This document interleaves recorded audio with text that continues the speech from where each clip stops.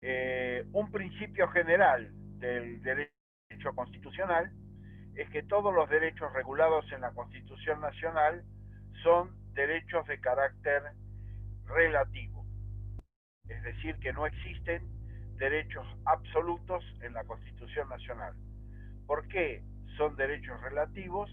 Porque pueden estar sujetos a reglamentación. Y esa reglamentación en general representa requisitos, recaudos, condiciones y en general límites al ejercicio de ese derecho. ¿De dónde surge el carácter relativo de los derechos? Surge del artículo 14 de la Constitución Nacional.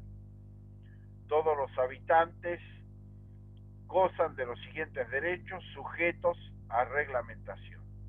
Es decir, que se establece una regla de carácter general por la cual todos los derechos pueden estar sujetos a reglamentación y por ende son relativos. Ahora bien, ¿cuáles son las características y los límites de esa reglamentación? En principio, basándose en lo dispuesto por el artículo 28 de la Constitución Nacional, que se ve, digamos, en materia de supremacía constitucional, es que las leyes no pueden desnaturalizar los derechos consagrados en el texto constitucional por vía reglamentaria,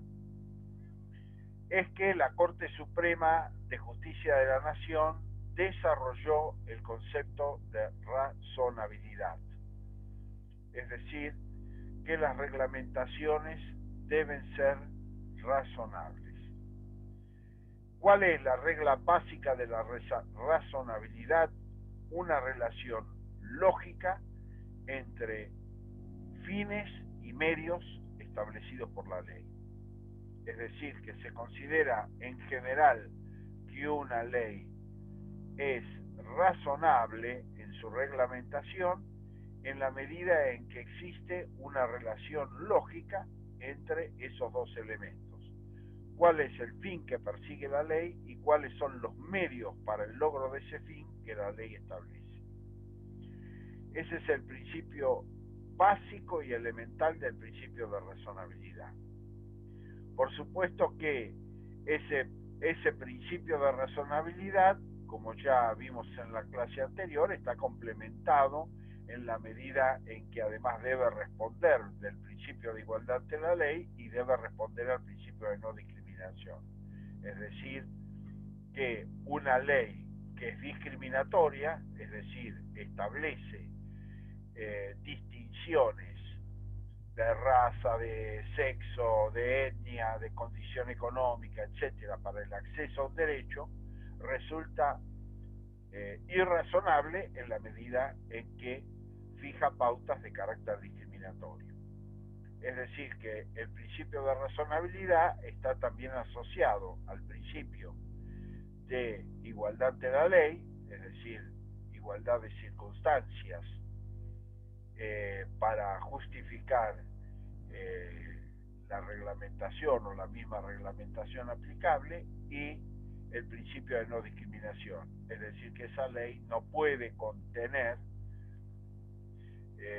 distinciones para el acceso a ese derecho basadas en el sexo, en la raza, en la etnia, en la religión, en la condición económica, en la capacidad diferenciada de las personas, etcétera, etcétera. Entonces, esto es un principio básico y fundamental que están, o principios básicos que están íntimamente vinculados. Una ley no puede, debe establecer una relación lógica entre medios y fines, no debe ser discriminatoria y debe respetar el principio de igualdad ante la ley. Ahora bien, ese principio, ¿qué establece? Bueno, establece que existiendo esa relación de razonabilidad, todas las instancias posibles están admitidas. Es decir, que no se considera, por regla general, que se violenta el principio de razonabilidad si existieran otros medios para el logro de esos fines,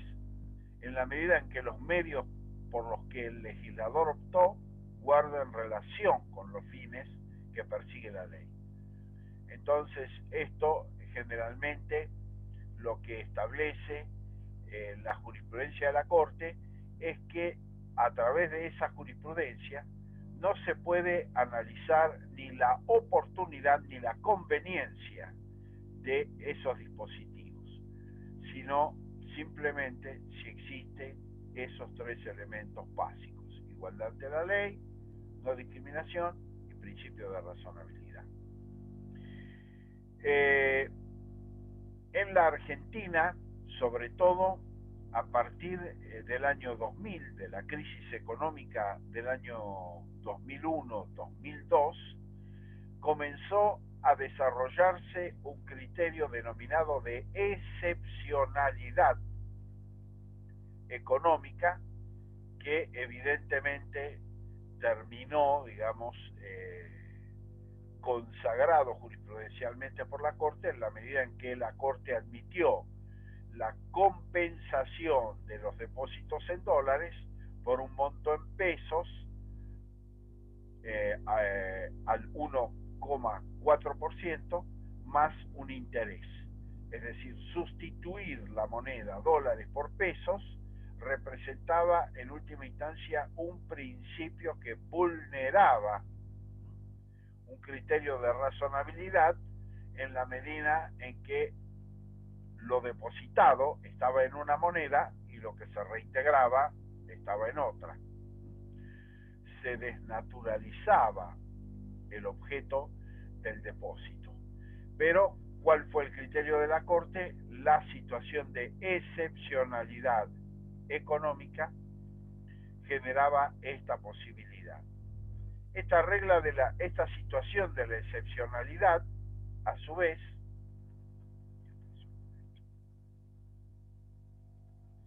esta situación de excepcionalidad, a la vez, generó otro criterio de razonabilidad que justamente profundizaba en los medios optados. Algunos recordarán que una de las medidas que se adoptaron durante la vigencia de esa crisis del 2001, sobre todo, ya sobre la última etapa del gobierno de la Rúa, fue autorizar el descuento del 13% sobre jubilaciones y sueldos de empleados públicos. Cuando se generó el debate, era que en principio debía tomarse en consideración el hecho fundamental de que podían existir otros medios que razonablemente fueran menos gravosos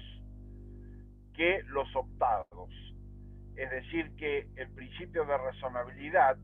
permitía ingresar sobre una cuestión que tenía que ver con la mayor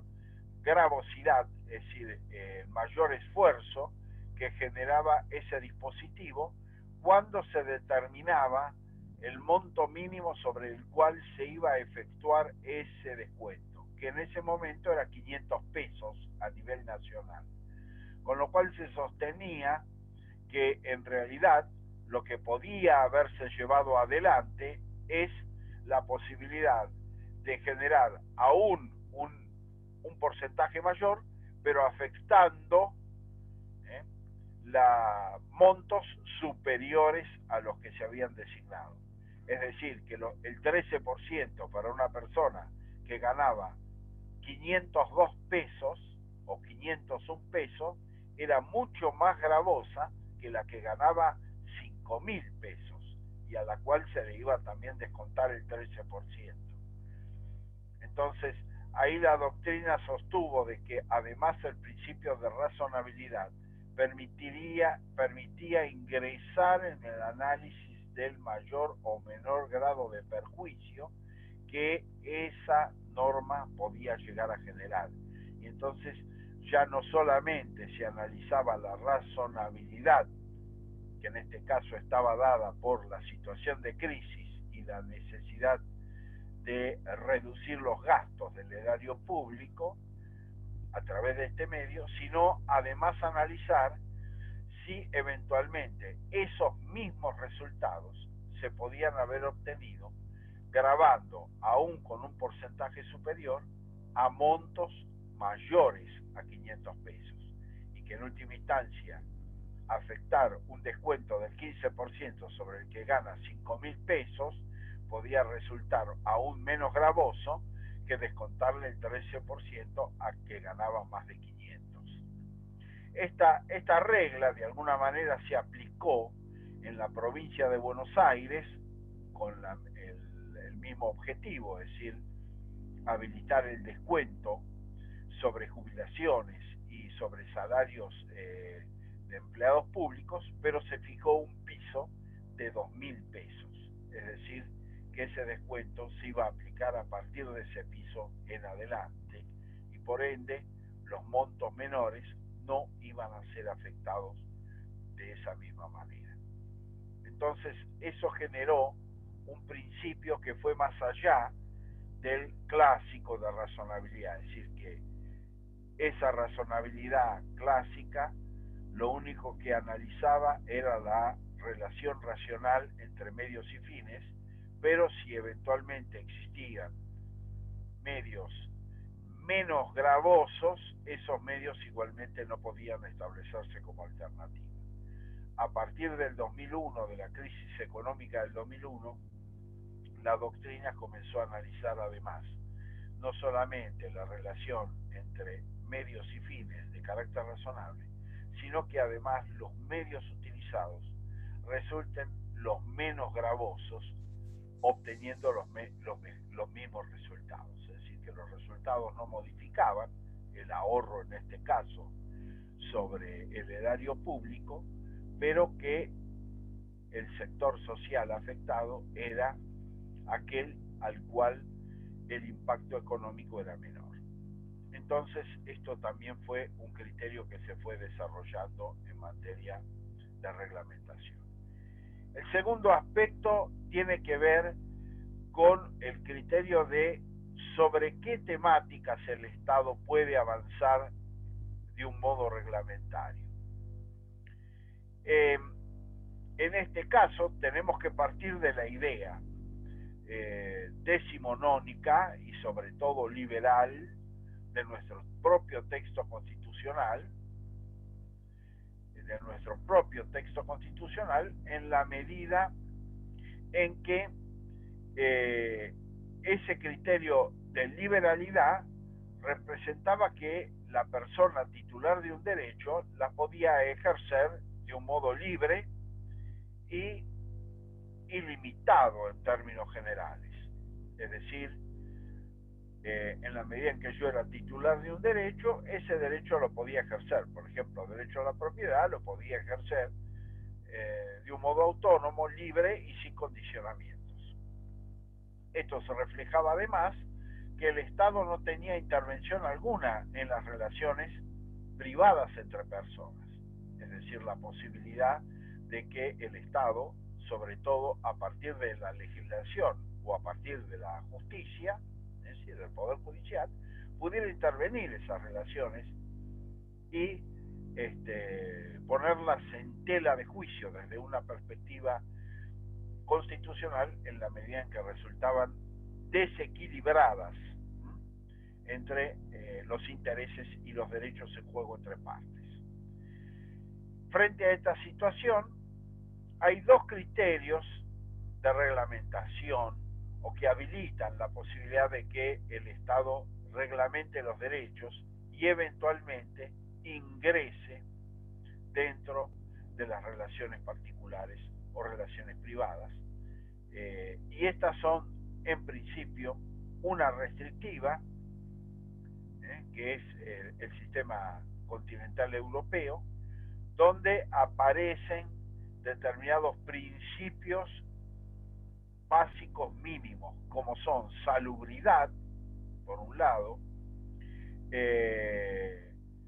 soberanía desde el punto de vista del Estado, seguridad nacional, moral y buenas costumbres, que serían aquellos aspectos que permitirían de parte del Estado intervenir a nivel reglamentario. Entonces, esto ¿qué generaría? Bueno, generaría fundamentalmente la posibilidad que por razones de salubridad, por razones de seguridad nacional, por razones de moral y buenas costumbres, el Estado podría limitar o regular esos derechos. Esos principios restrictivos, ustedes si tienen presente el Código Civil de Vélez originario, es decir, de 1869, justamente estos principios de moral y buenas costumbres, por ejemplo, va a ser un principio que va a permitir al Estado generar regulaciones, es decir, que la actividad, la práctica, que en última instancia está también en nuestra Constitución, en la medida en que no perjudique a terceros y no fuese contrario a la moral y las buenas costumbres, queda reservada a la autoridad de Dios y exenta de la intervención estatal, ¿no? El artículo 19 de la Constitución Nacional. Eso establece un criterio de reglamentación restrictivo, es decir, salvo esas situaciones excepcionales, tal es así que en la segunda mitad del siglo XIX, bueno, justamente las razones de moral y buenas costumbres o las razones de salubridad, es decir, no arrojar aguas servidas a la vía pública, por ejemplo, fueron algunas de las medidas que se adoptaron con esa finalidad, es decir, limitando la libertad de las personas en determinado ámbito. Esto a principios del siglo XX fue reforzado en la medida en que los precedentes de la Corte comenzaron a admitir la posibilidad de que sobre la base de los principios de la moral y las buenas costumbres se pudieran intervenir en relaciones personales, individuales o particulares que en definitiva por situaciones de generar desequilibrio en las relaciones entre partes podían eventualmente ser objeto de intervención por parte de la justicia y regulación por parte de la justicia. Esta situación fue modificándose con el criterio llamado americano, que amplía el sentido de la posible reglamentación a criterios mucho más amplios y mucho más generales que están definidos con el concepto de interés general o bien común. Es decir, acá ya no solamente hay razones limitadas o restrictivas, sino unas razones amplias, porque definir qué es el interés general, qué es el interés público, es una cuestión dinámica que no depende de estructuras básicas o limitadas conceptualmente, es decir, depende de las circunstancias y del momento, algo puede representar una decisión de interés público. Para que ustedes tengan en cuenta un ejemplo actual, absolutamente actual, ustedes saben que hasta fin de enero del año próximo se han suspendido los desalojos, por ejemplo. Entonces, ¿cuál es el motivo o la razón? Bueno, es una razón de bien común o de interés general en la medida en que se percibe una situación de crisis económica y esa crisis económica podría dejar a las personas y a las familias sin techo. Frente a esa situación, para preservar, al menos temporalmente, esa posibilidad y evitar que las personas pudieran quedar sujetas a ser expulsadas de los lugares que alquilan en razón de no contar con los recursos producto de esa crisis, es que se ordena esa suspensión. Y por lo tanto, ¿qué es lo que sucede en la práctica? El Estado está interviniendo, en este caso, por ejemplo, a través de un decreto de necesidad y urgencia, en las relaciones particulares entre personas, entre locador y locatario, que han fijado un precio, que han fijado una duración del contrato y que por lo tanto han fijado condiciones para sostener la legitimidad de la ocupación del inmueble. Bueno, esto queda momentáneamente suspendido. Entonces acá juega este criterio, que es un criterio amplio, vuelvo a insistir, porque el interés general, el bien común, son principios que están sujetos a interpretación conforme las circunstancias coyunturales de un momento, de una época, de una etapa. Lo mismo puede establecerse, así como se establecen estas reglamentaciones temporarias o excepcionales, hay otras reglamentaciones de estas mismas características que tienen carácter permanente, es decir, el Estado, por ejemplo, volviendo al ejemplo del uso de la propiedad, ha ingresado a la reglamentación de su uso de un modo constante, estableciendo, por ejemplo, alturas máximas, estableciendo características constructivas o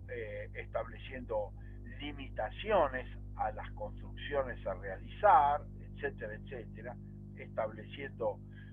zonas industriales y otras de carácter residencial, con lo cual yo, bueno, no puedo instalar, aun cuando tenga un predio de una manzana en una zona residencial, una fábrica. Es decir, todas esas cuestiones parten de la idea de el bien común o el interés general, es decir, establecer un régimen que garantice, digamos, una convivencia social en una zona urbana, que me permita distinguir zonas que son de residencia familiar y zonas que son dedicadas a la producción industrial. Y ahí tenemos una relación reglamentaria de interés general, además de carácter permanente, que por supuesto puede ir modificándose en el tiempo, pero que es de carácter permanente. Lo mismo sucede, para tomar otro ejemplo, si uno desea habilitar una actividad comercial, la municipalidad le está exigiendo una serie de requisitos, de espacios, de baños para los clientes, baños para los empleados, etcétera, etcétera, dimensiones de la cocina, características, etcétera, etcétera. Bueno, todo eso, toda esa reglamentación está justificada sobre la base de ese principio, del principio de bien común e interés general. Por otro lado, hay que agregar que los tratados internacionales de derechos humanos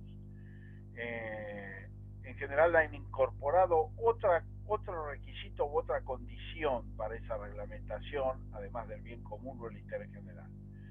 que sean necesarias para la convivencia democrática. Es decir, que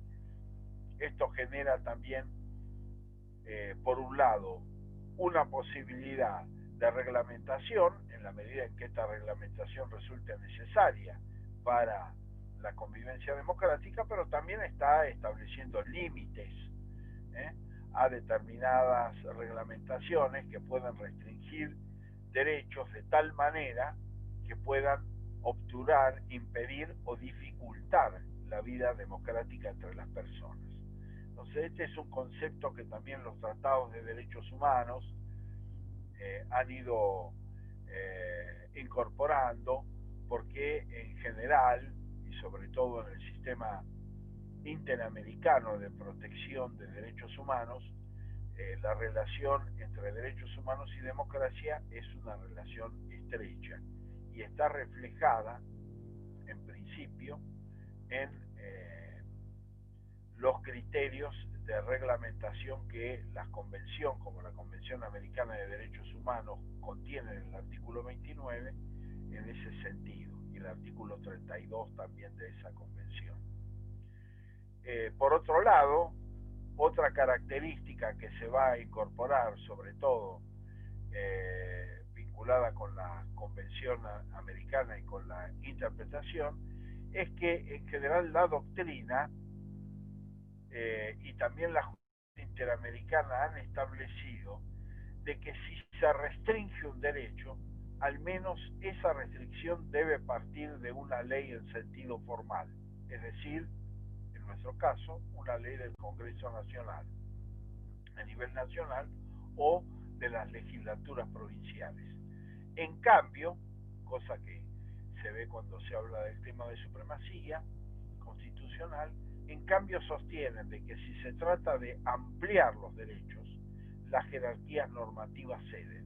Es decir, que si un derecho está más ampliamente protegido por un decreto que por un tratado, por la Constitución o por la ley, debe primar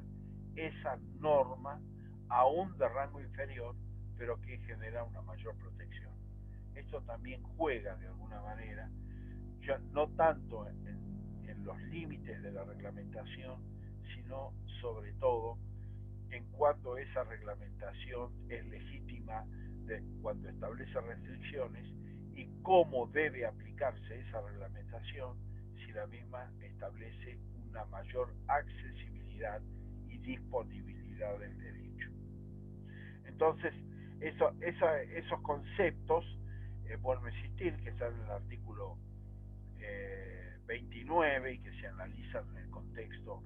y que analizamos también acá en el contexto del principio de pro homine, como uno de los principios generales de derechos humanos, y el artículo 32 también de la Convención, donde justamente aparecen estos principios de interés general, de bien común, pero también necesarios a la vida o a la convivencia democrática como requisitos o condiciones para la legitimidad de esta reglamentación. Partiendo, tengan ustedes en cuenta, que en nuestro sistema jurídico esas convenciones, como la Convención Americana de Derechos Humanos, tienen jerarquía constitucional, por lo tanto, el mismo valor normativo que la Constitución. Ahora bien, el segundo de los aspectos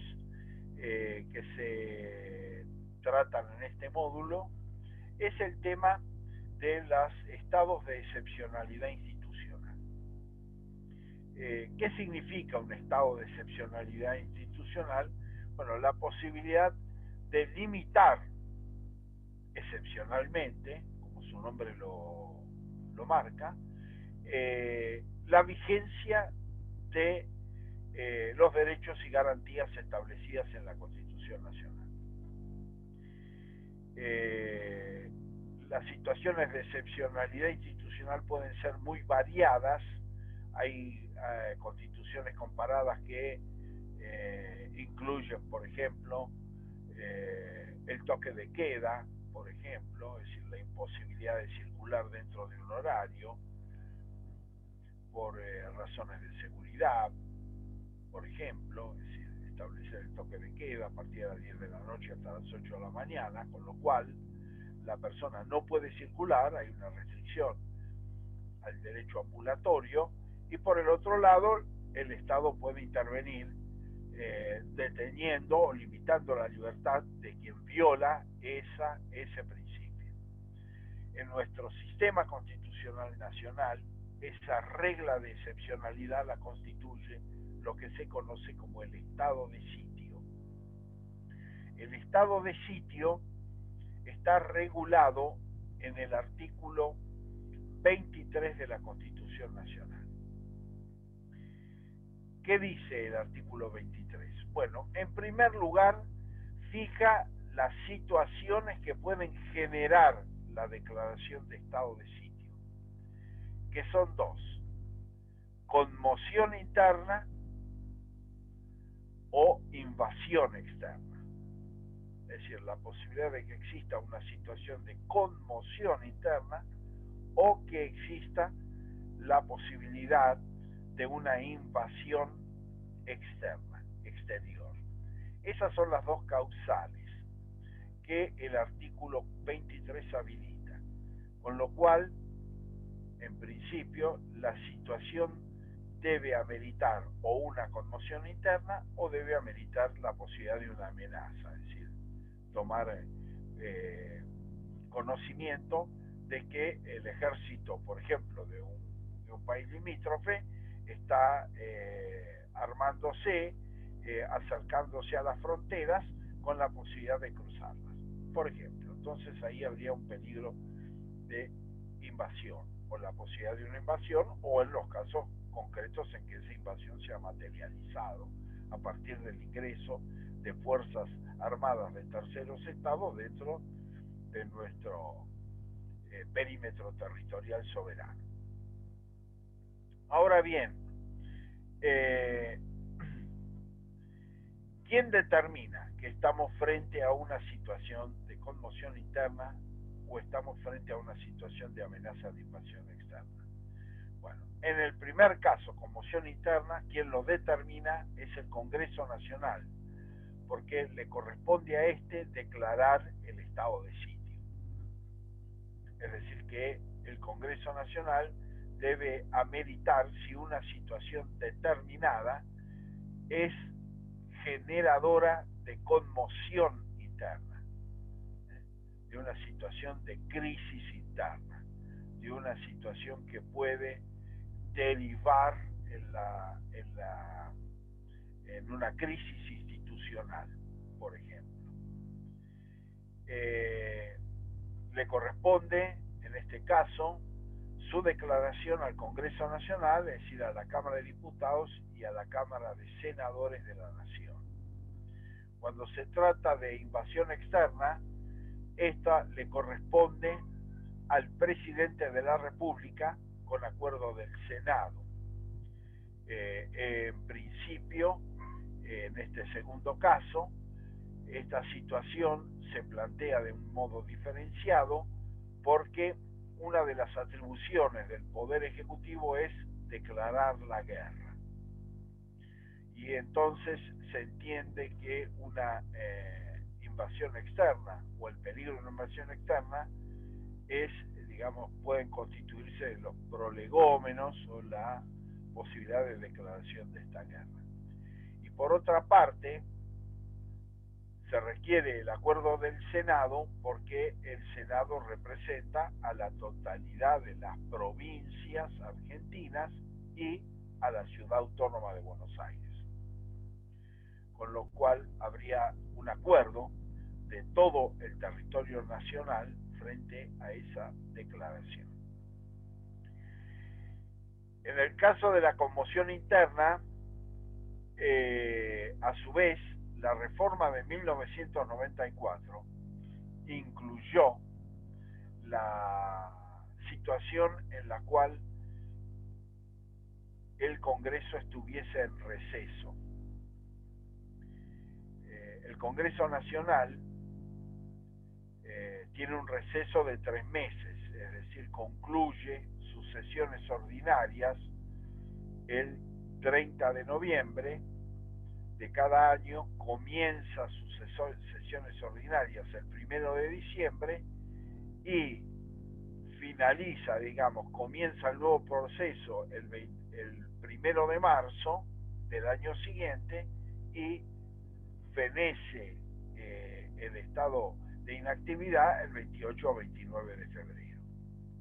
¿Qué pasa en ese periodo de 3 meses, diciembre, enero y febrero? Bueno, si hay una situación de conmoción interna, su declaración puede ser hecha por el presidente de la República. Pero el presidente de la República tiene la obligación de convocar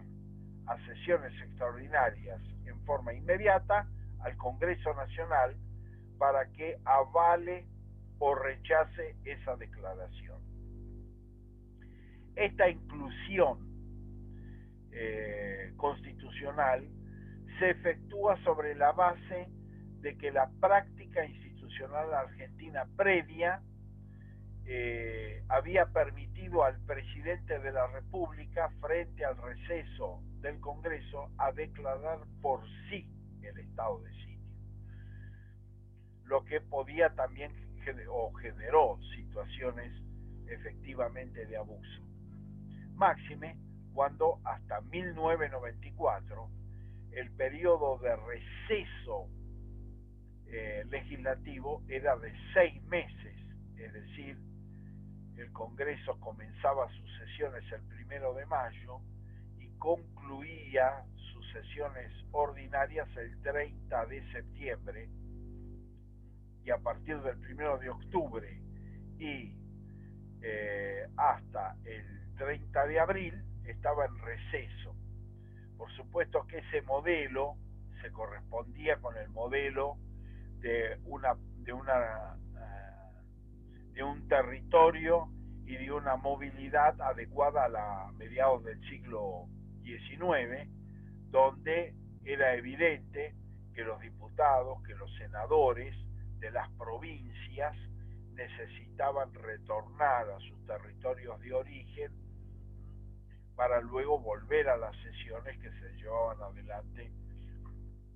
en la ciudad de Buenos Aires, con lo cual los traslados eran lentos, los traslados eran además peligrosos, y quién sabe, llevaban semanas poder llegar desde Buenos Aires a Salta, por ejemplo, o a Jujuy, o al sur argentino, con lo cual evidentemente esto lo que pretendía, y además agregado a que los medios de comunicación por supuesto no tenían la fluidez que tienen en la actualidad. Entonces no existía el teléfono, es decir, el telégrafo comenzaba a desarrollarse sobre todo en la segunda mitad del siglo XIX, pero tampoco era un recurso que estaba disponible para todas las personas o para todo el mundo, era una cosa limitada, restringida, con lo cual esto justificaba esa situación. Y además hubo toda una práctica institucional que después vamos a ver, que igual se sostuvo en el tiempo, aunque ha cambiado en la actualidad, de que además las declaraciones de estado de sitio han tenido variedad de situaciones, sobre todo para regular la conmoción interna. Es decir, cuando estamos frente a una situación de conmoción interna, entonces ha habido toda una variedad de situaciones que han generado desde más graves a menos graves, y siempre se pone como ejemplo el hecho de que hasta se declaró el estado de sitio preventivo frente a los festejos del centenario de 1910, con el fin de prever la posibilidad de que los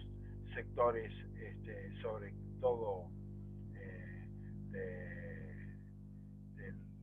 los partidos de izquierda en ese momento, pudieran llevar acciones de violencia que pudieran, de acuerdo al gobierno de la época, empañar esos festejos. Con lo cual se llegó, digamos, como una situación extrema, a fijar esa situación de declarar el estado de sitio, aún no habiendo datos objetivos que pudieran permitir hablar de una conmoción interna. Pero por otra parte, las razones o las motivaciones dadas por el Congreso en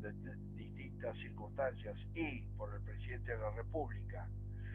en receso del Congreso, muy variados en gravedad, en intensidad, etcétera, para justificar la declaración del estado de sitio. Esto después vamos a ver, va a generar algunas modificaciones que se van a introducir sobre todo a partir de la Convención Americana de Derechos Humanos en su artículo 27.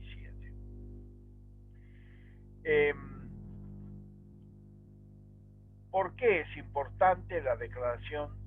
del estado de sitio y, en definitiva, las consecuencias que su declaración genera?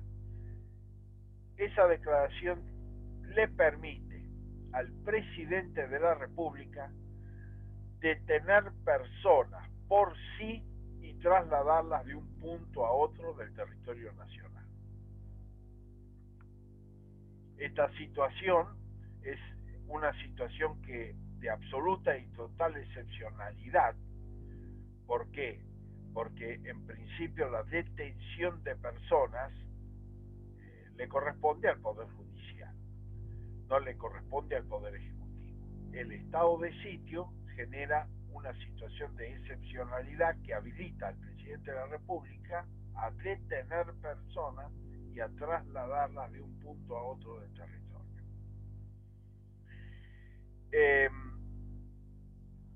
Y por ende, esto restringe además los derechos de las personas, es decir, el artículo 23 habla de la limitación de garantías constitucionales, aunque, vamos a ver, no se trata tanto de las garantías, sino de los derechos. En principio, hay dos derechos básicos que se restringen en un estado de sitio. Uno, el derecho de reunión, y otro, el derecho de circulación. Generalmente, frente a una situación de estado de sitio, lo primero que se fija es que las personas no pueden reunirse, o dos o más personas no pueden estar reunidas ni en la vía pública, y en muchas ocasiones, además, esto se amplía a los lugares cerrados.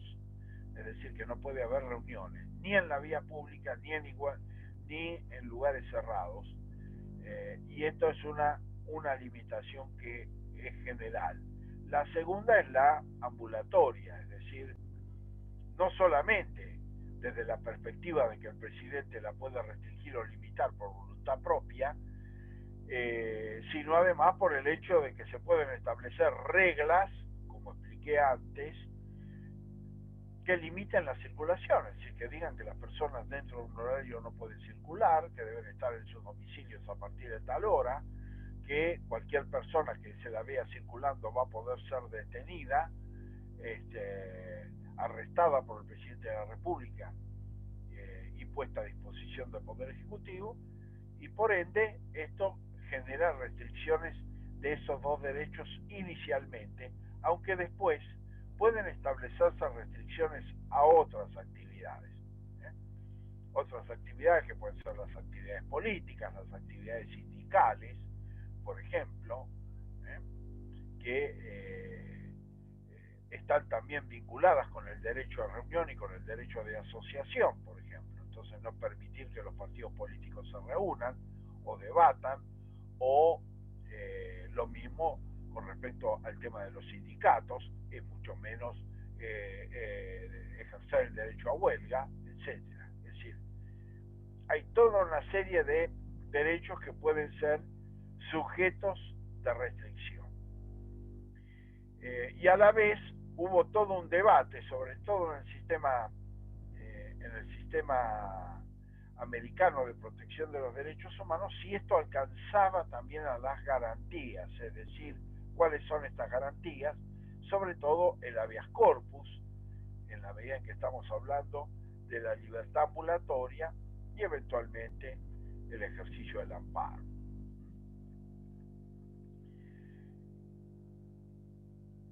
¿Cuál ha sido la evolución que el sistema interamericano ha fijado en este sentido? Bueno, la evolución fundamental es que la jurisprudencia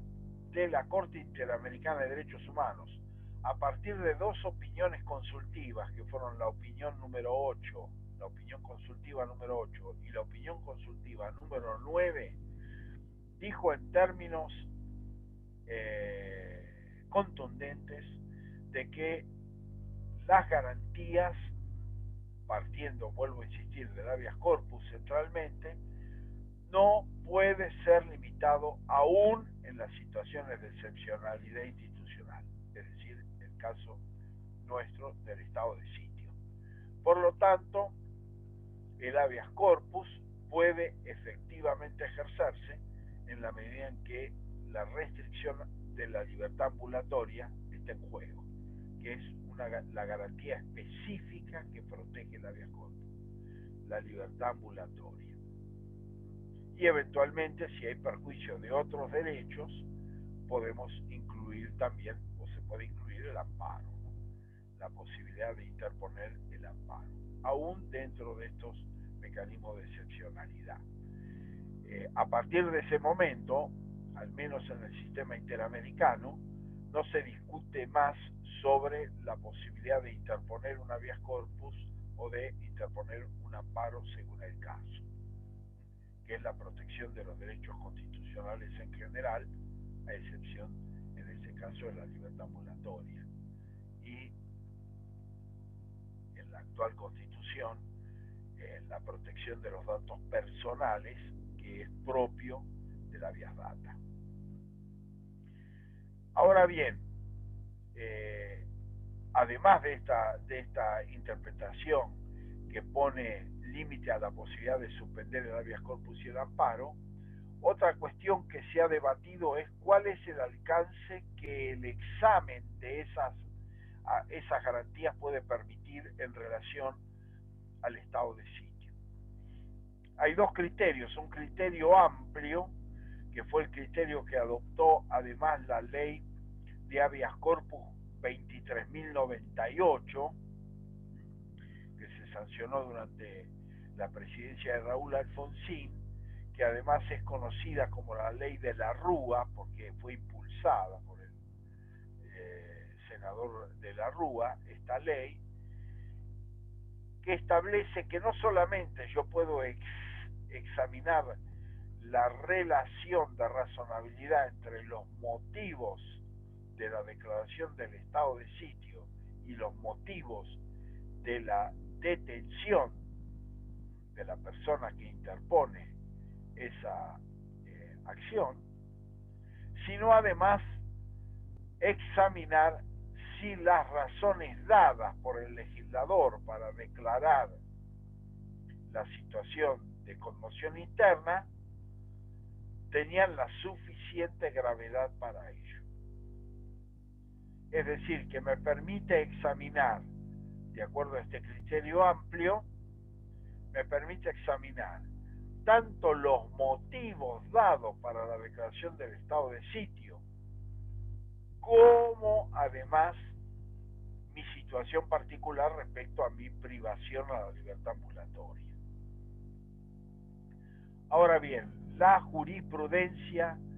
de la Corte Suprema de Justicia de la Nación, antes de la sanción de la ley 23.098 y después de esa sanción,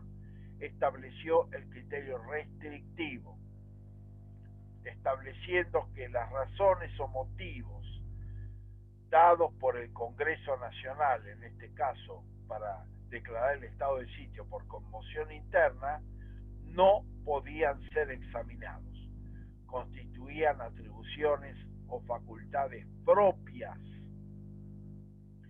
del poder político, en este caso el Congreso Nacional, y que no podían ser sujetos a examen de razonabilidad por parte del Poder Judicial.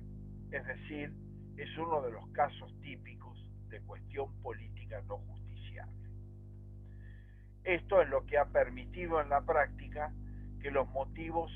sean variopintos, es decir, tengan una diversidad muy amplia en la medida en que las razones dadas nunca pueden estar sujetas a reexamen judicial posterior. Y este es el criterio que prima desde el punto de vista jurisprudencial, es decir, el control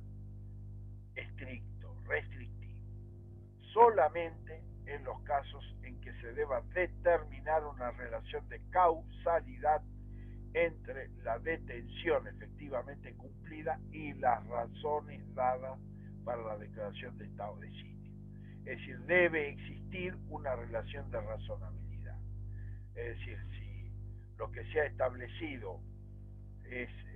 por ejemplo, como sucedió durante la presidencia de Raúl Alfonsín, que se declaró el estado de sitio, uno de ellos era la amenaza de bombas a las escuelas, por ejemplo,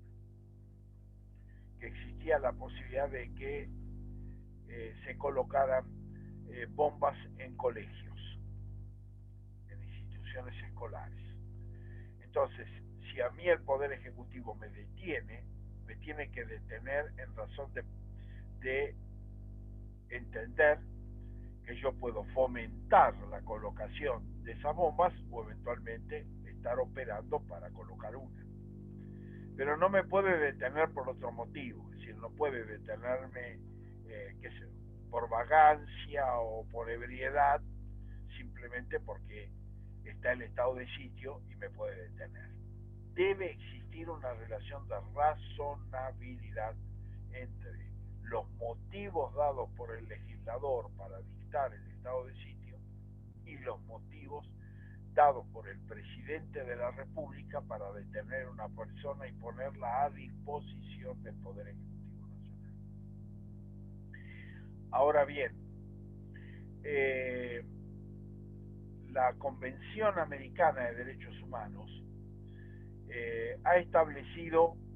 una serie de limitaciones y restricciones a esta situación de excepcionalidad, además de las que he explicado, que no estaban contempladas ni en la Constitución Nacional ni en muchas constituciones de los países latinoamericanos. En principio, ese artículo establece claramente de que hay lo que se denominan derechos inderogables, es decir, que no pueden suspenderse por motivo alguno. Esto pone un límite importante a la discrecionalidad estatal, es decir, a la posibilidad de que el presidente de la República restrinja luego por vía reglamentaria cualquier tipo de derechos. Esos derechos, hay una nómina básica, derecho a la vida, derecho a la integridad personal, los derechos políticos, por ejemplo, están incluidos dentro de esa nómina del artículo 27 y no pueden ser suspendidos por razón alguna. Esto de por sí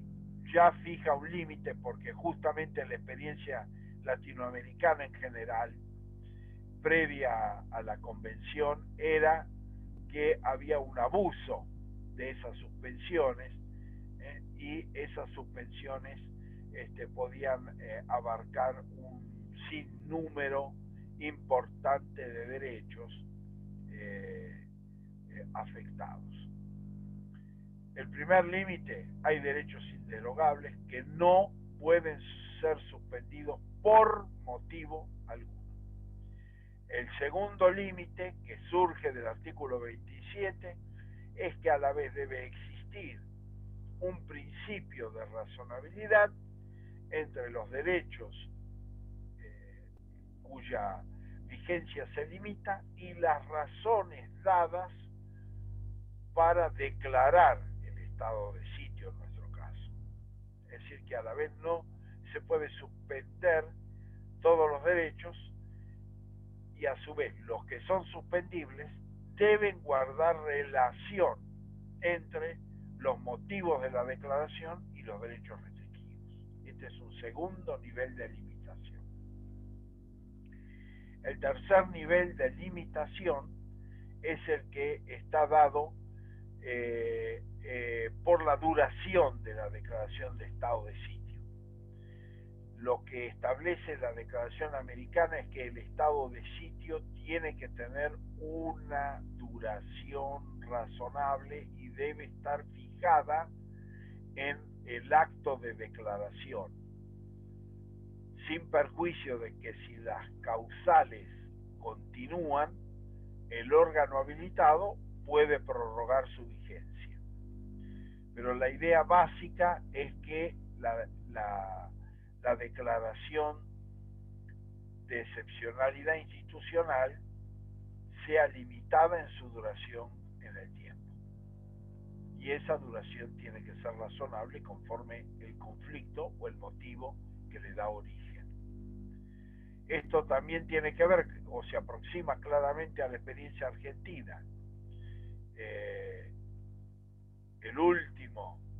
la última declaración de estado de sitio en la Argentina, previa a la vigencia de la Convención Americana, es decir, previo a 1984, cuando la Convención fue ratificada por el país, fue el estado de sitio que rigió a finales del gobierno de María Estela Martínez Perón, que en realidad fue una declaración de estado de sitio que abarcó todo el año 1975, hasta los meses previos a la finalización de la dictadura militar, es decir, hasta septiembre de 1983, que es cuando se decide su levantamiento para poder llevar adelante las elecciones generales de octubre de 1983. Es decir, que ese estado de sitio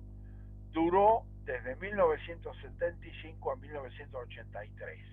a pesar de que las circunstancias habían variado, no eran exactamente las mismas que las que motivaron su declaración original.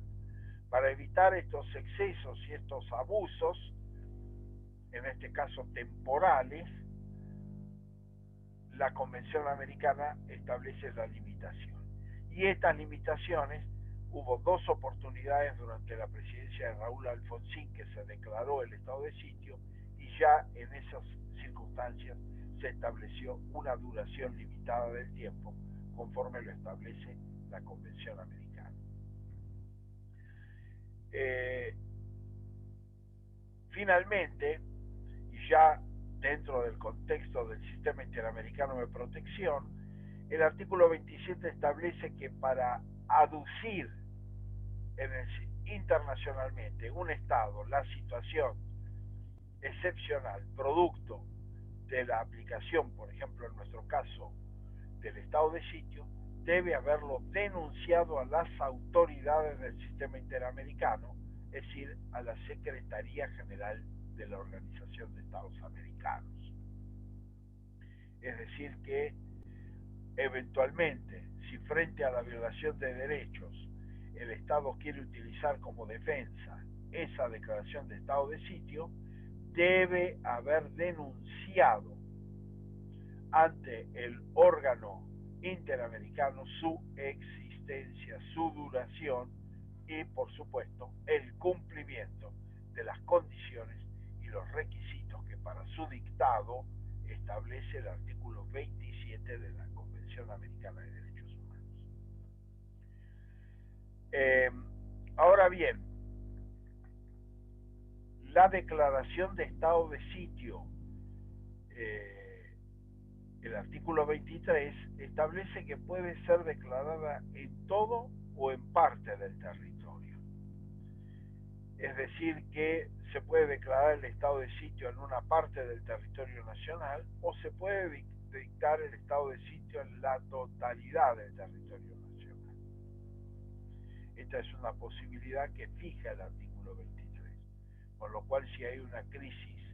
generadora de conmoción interior en una provincia o en un conjunto de provincias, pero que de ningún modo afecta al resto, bueno, se puede declarar, mejor dicho, la autoridad competente puede declarar ese estado de sitio por un territorio determinado de una provincia o de varias provincias, exclusivamente, para menguar el impacto de sus efectos, fundamentalmente. Ahora bien, ¿cuáles son los efectos? Ya los explicamos. Es que el presidente de la República puede detener personas y puede trasladarlas de un punto a otro del territorio. Es decir, yo puedo detenerlas, ordenar que esas personas detenidas vayan a una unidad penitenciaria determinada y luego, de un tiempo, ordenar su traslado a otra unidad penitenciaria, por ejemplo, sin intervención judicial, mientras rija el estado de sitio. Entonces, esto da máximos poderes al Poder Ejecutivo y al Presidente de la República principalmente, que es quien puede ordenar esa detención y ordenar esos traslados. De ahí es que justamente el sistema interamericano ha fijado toda una serie de limitaciones y restricciones con el fin de evitar los abusos que fueron cometidos en la aplicación de estas situaciones de excepcionalidad institucional en general y que motivan ese artículo 27. Ahora bien, ¿cuál es el derecho de la persona detenida? Es decir, a mí me detienen, me dicen, sí, usted me está procurando generar un proceso de inestabilidad institucional, está favoreciendo la colocación de bombas en las escuelas, así que nosotros lo vamos a detener y lo vamos a trasladar a un punto determinado del territorio. ¿Qué puede hacer la persona que es arrestada? Bueno, la persona que está arrestada, de acuerdo al artículo 23 de la Constitución, tiene el derecho a la opción, es decir, a optar a salir del territorio nacional. Es decir, que a un derecho excepcional se le contrapone también una alternativa excepcional a favor de quien es, de alguna manera, víctima de la aplicación del estado de sitio. Y es la posibilidad de optar salir del territorio nacional. Porque se entiende que al salir del territorio deja de ser un factor que puede favorecer la situación de conmoción interna que, por ejemplo, ha motivado la declaración del estado de sitio. Esa opción es, en principio, de acuerdo a la doctrina y al texto constitucional, obligatorio al Poder Ejecutivo. Es decir, que si alguien opta a salir del territorio nacional, el Estado Nacional tiene la obligación de concederle la posibilidad de la salida y de salir a un tercer territorio, a un Estado, un tercer Estado, diferente al nuestro. Ha habido dos situaciones en la Argentina. Una que tiene que ver con el tema de la vigencia del estado de sitio durante la dictadura militar. Durante la última dictadura militar, civil y eclesiástica que se llevó adelante en la Argentina entre 1976 y 1983, hubo una reglamentación del gobierno de facto que establecía la opción por parte del Poder Ejecutivo de otorgar o no la salida del territorio nacional. Es decir, que la persona detenida ejercía la opción, pero luego el Poder Ejecutivo de facto analizaba si la otorgaba o no. Y en muchos casos no la otorgó, y esto efectivamente se transformó en verdadero cumplimiento de penas sin juicio. Es decir, hay personas que, por ejemplo, esto se aplicó a muchas personas que habían sido detenidas en 1975 y sometidas a proceso en la justicia federal. La justicia federal declaraba la falta de mérito, por ejemplo, de que no había pruebas suficientes para imputarles delito, y terminaba dejándolos en libertad. Y entonces, ¿qué hacía el Poder Ejecutivo? Les aplicaba el estado de sitio, el gobierno de facto, y los mantenía detenidos. Y muchos de ellos se mantuvieron detenidos hasta la finalización del estado de sitio. Es decir, que cumplieron verdaderas penas. Esto es un procedimiento absoluta y totalmente inconstitucional. Nuestra Constitución no lo admite por el simple hecho de que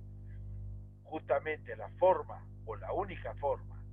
en que una persona detenida por orden del presidente de la República puede evitar esos efectos es a través de esa opción.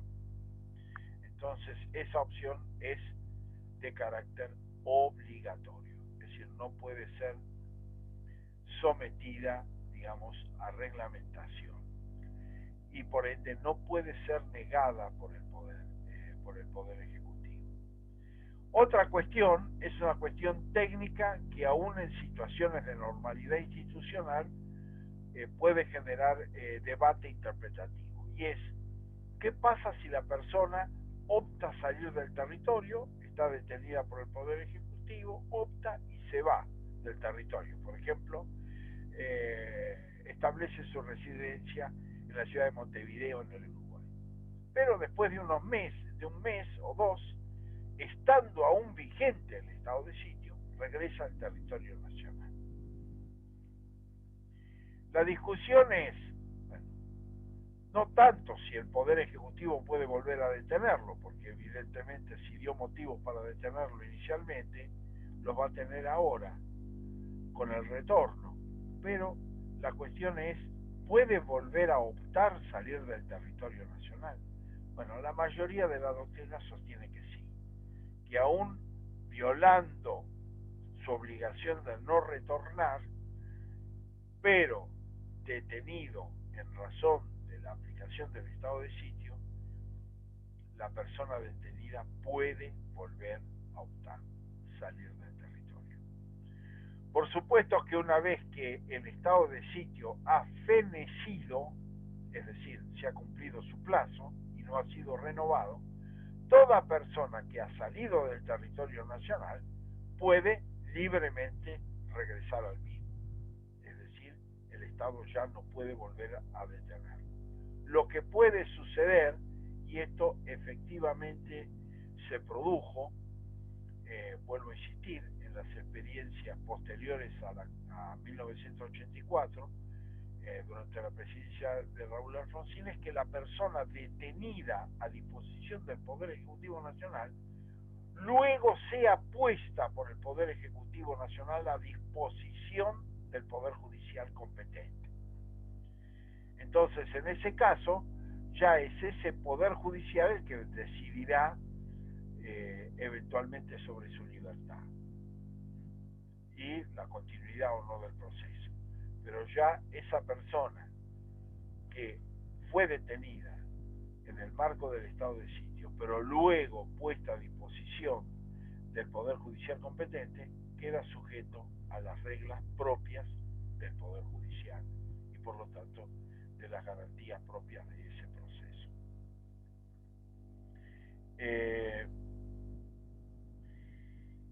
Vamos a ver ahora, vamos a por lo menos a dar una visión general,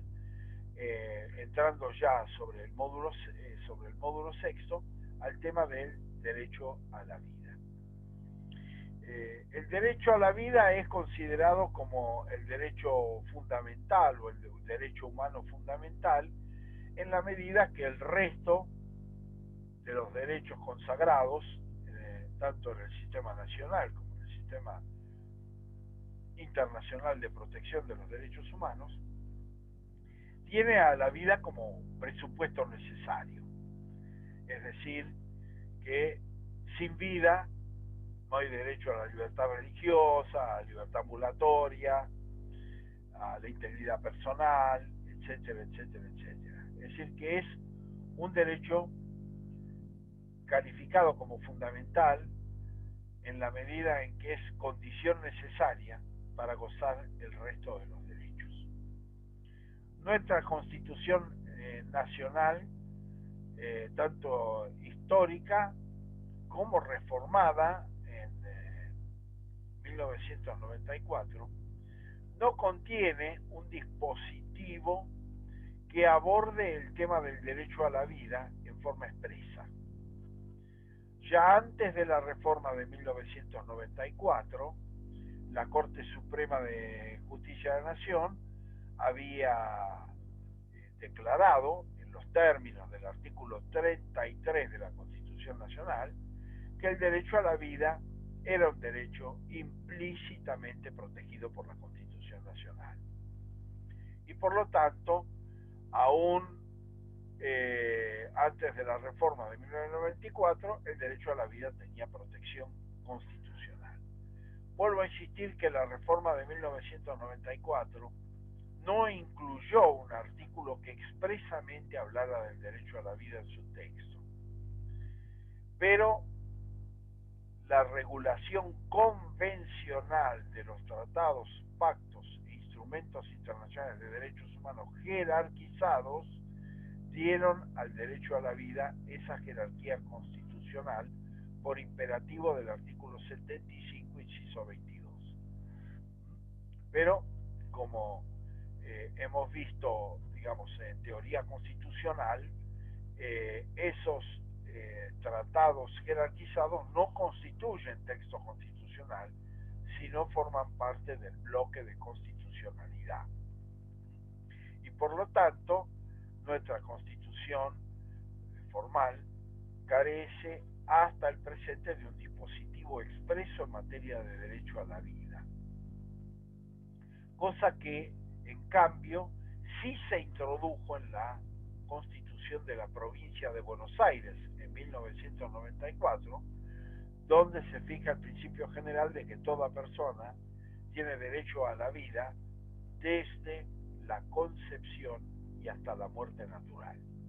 Vamos a ver esto después, va a generar otro tipo de debates y una relación de alguna manera de conflicto entre los alcances del derecho a la vida en el sistema federal de protección constitucional y el sistema de la provincia de Buenos Aires. Ahora bien, ¿qué dicen las convenciones? Bueno, en principio sí había una interpretación difusa de algún modo, porque la Constitución histórica hace una mención a la vida, pero no como derecho, sino cuando habla de, en el artículo 29, de la prohibición de la suma del poder público y de las atribuciones extraordinarias, en las cuales dice la vida o el patrimonio de las personas quede sujeto a la voluntad de un individuo. Estas facultades extraordinarias y la suma del poder público era una experiencia propia del rosismo, ya que Juan Manuel de Rosas, para asumir la segunda gobernación de la provincia de Buenos Aires en 1932, va a establecer esa condición y la legislatura de la provincia le va a conceder esas atribuciones. La Constitución de 1853, en el artículo 29, considera que el otorgamiento de esas atribuciones hacia el futuro constituye un delito constitucional y tiene una mención a la disponibilidad de la vida como consecuencia de esas atribuciones extraordinarias, pero vuelvo a insistir, no tiene un dispositivo expreso que hable del derecho a la vida. Por ende, en el sistema federal de protección, ese derecho a la vida tiene que ser interpretado en los términos en que está fijado en las convenciones internacionales de derechos humanos, en las cuales sí está incluido el derecho a la vida como un derecho fundamental. Podemos tener dos aproximaciones a la definición del derecho a la vida. Una definición básica vinculada con lo que podíamos denominar la sobrevivencia biológica, es decir, la vida como sobrevivencia biológica, y que está de algún modo regulada en el artículo 4 de la Convención Americana de Derechos Humanos, que dice que nadie puede ser privado de la vida arbitrariamente. Es decir, establece ese derecho y la prohibición de su privación arbitraria. Por lo tanto, es una aproximación a la vida que lo que está garantizando exclusivamente es que no puede ser privada arbitrariamente. Esta mención, que después lo vamos a ver, está vinculada con que hay una forma no arbitraria de privación en la vida en el artículo 4 de la Convención Americana, y es la pena de muerte. Es decir, la pena de muerte es una privación al derecho a la vida no arbitraria. Ahora bien, una segunda aproximación al derecho a la vida es una aproximación que está en la Convención Internacional de Derechos del Niño, donde la Convención establece que ese derecho debe garantizar la sobrevivencia y el desarrollo del niño. Es decir, que no hay solamente un derecho a vivir en términos biológicos, sino a un derecho a vivir de tal manera en que el desarrollo de esa persona, desarrollo físico, psicológico, intelectual, esté garantizado. Y por lo tanto, esa definición va a dar origen al concepto de calidad de vida. Es decir, que el derecho a la vida no solamente representa una sobrevivencia biológica, sino el derecho a una calidad de vida determinada. Este concepto de calidad de vida, además, fue inicialmente incluido por la jurisprudencia de la Corte Interamericana de Derechos Humanos para dar operatividad a determinados derechos básicos de carácter económico, social y cultural. Es decir, que aún como debida protección y sobre todo de los grupos vulnerables, el Estado debía garantizar determinados derechos básicos como, por ejemplo, el derecho a la salud, el derecho a la educación. Es decir, que estos derechos hacían sobre todo a una protección de la vida en términos de dignidad. Recuerden ustedes también que este concepto de dignidad humana está dentro del concepto del Menequian, de jerarquía de los derechos, es decir, que el concepto de dignidad o el concepto de calidad de vida hace que esta no solamente dé el derecho o la posibilidad de vivir en términos biológicos, sino también de acceder a derechos básicos que garanticen la vida y que garanticen el desarrollo físico, el desarrollo intelectual, el desarrollo psicológico integral de las personas. Entonces, esa es la evolución actual del concepto de derecho a la vida, aunque después vamos a verlo en la segunda parte, ya en los últimos años, la Corte Interamericana de Derechos Humanos ha dado operatividad al artículo 26 de la Convención Americana, que habla específicamente de los derechos económicos, sociales y culturales, y por lo tanto ya no asocia su exigibilidad exclusivamente a su relación con el derecho a la vida, sino como derechos económicos, sociales y culturales de carácter autónomo. Dentro de este contexto, en principio, la Convención Americana de Derechos Humanos regula lo que se denomina la pena de muerte, la aplicación de la pena de muerte, la legitimidad de la aplicación de la pena de muerte. La regulación de la Convención es una regulación que tiende, digamos, a la eliminación progresiva del derecho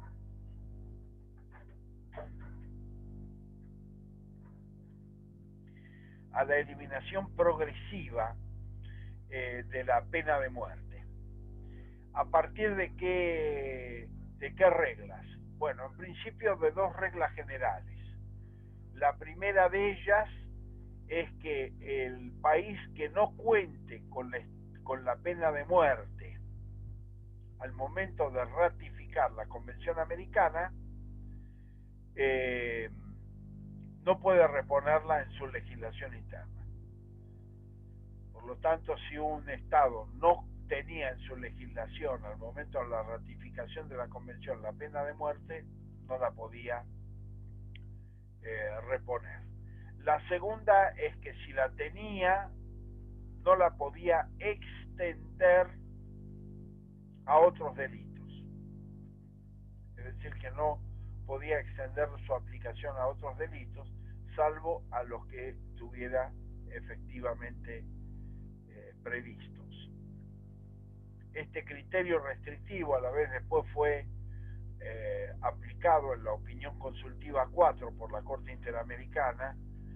respecto a una consulta de Guatemala vinculada justamente con el alcance de las reservas respecto a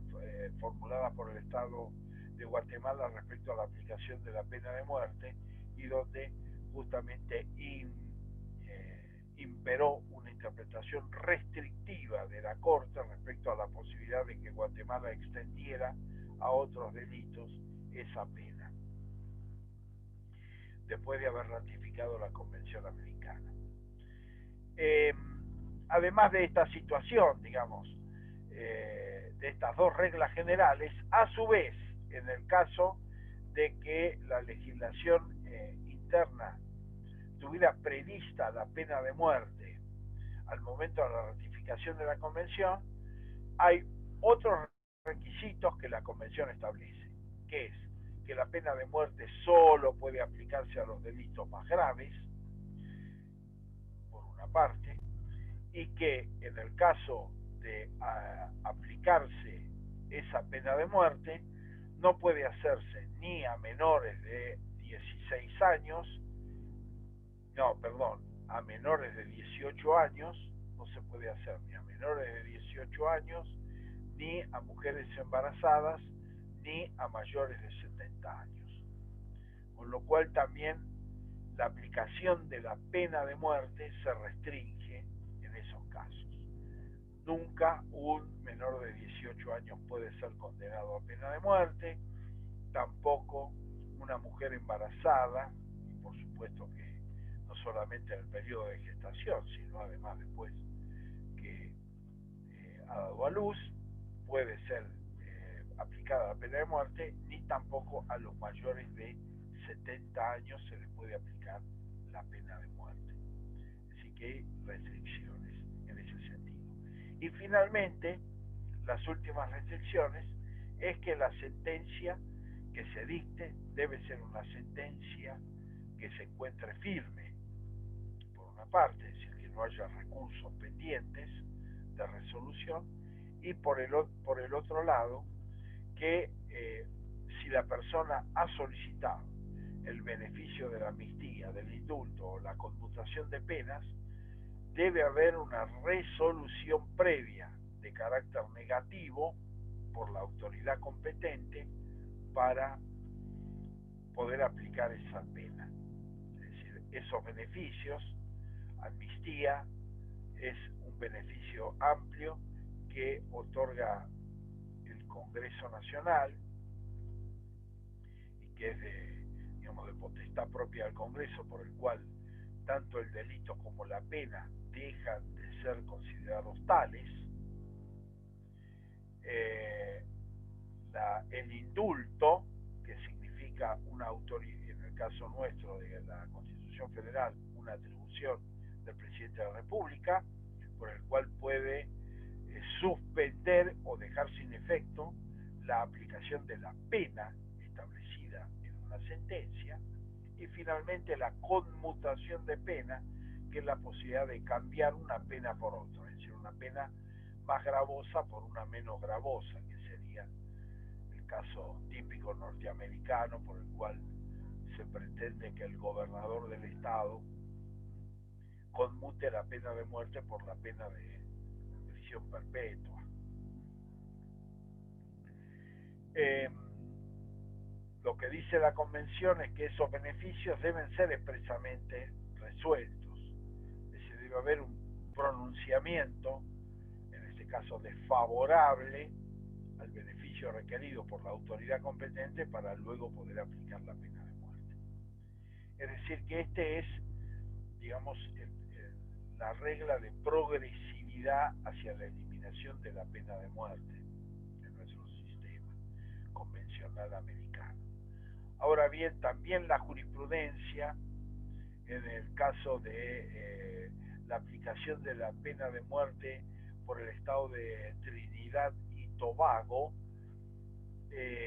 fijó otro requisito u otra condición para la vigencia legítima de la pena de muerte, que no estaba en el artículo 4, que es que no puede ser pena única. Es decir, que la legislación debe contemplar la pena de muerte con la posibilidad de otras penas, es decir, bueno, prisión perpetua o pena de muerte, o eventualmente decir que es una pena de 10 años a pena de muerte. Pero debe fijar la posibilidad de otras penas, además de la pena de muerte. La legislación de Trinidad y Tobago establece, por ejemplo, en el caso de homicidio, la pena de muerte como pena única. Es decir, que si la persona es encontrada culpable, tiene que ser condenada inexorablemente a la pena de muerte. La Corte Interamericana ha sostenido que esto es contrario, digamos, a los principios convencionales en relación a la pena, que la pena debe establecer la posibilidad de una graduación que le permita al juez analizar los atenuantes y agravantes para la fijación de la misma. Esto está prohibido por la legislación de Trinidad y Tobago. Trinidad y Tobago fue condenada justamente por esta situación por la Corte Interamericana de Derechos Humanos, y es el primer estado del sistema interamericano que frente a esa condena opta por renunciar al sistema interamericano de protección, es decir, denunciar la Convención Americana de Derechos Humanos y mantener su legislación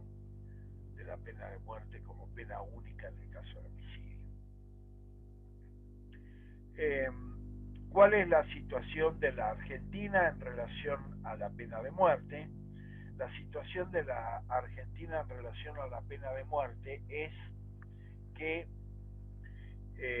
la Argentina tenía incorporada la pena de muerte en septiembre, 5 de septiembre de 1984, en el Código de Justicia Militar para el delito de sedición con derramamiento de sangre, pero no lo tenía incluido en el Código Penal, ya que antes de la ratificación se hizo una reforma, porque durante el gobierno de facto de la dictadura cívico-militar eclesiástica se estableció una reforma que establecía que la privación ilegítima de libertad seguida de muerte tenía la pena de muerte, incorporaba la pena de muerte. Esta pena de muerte fue derogada con la recuperación democrática por una reforma del Código Penal que finalmente la excluyó y la dejó solamente subsistente en el Código de Justicia Militar, que fue la situación que rigió en el país hasta el año 2010. En el año 2010 la Argentina derogó el Código de Justicia Militar y estableció que los delitos o ilícitos cometidos aún en el ámbito militar debían ser juzgados por la justicia federal competente. Por lo tanto, esto fijó indudablemente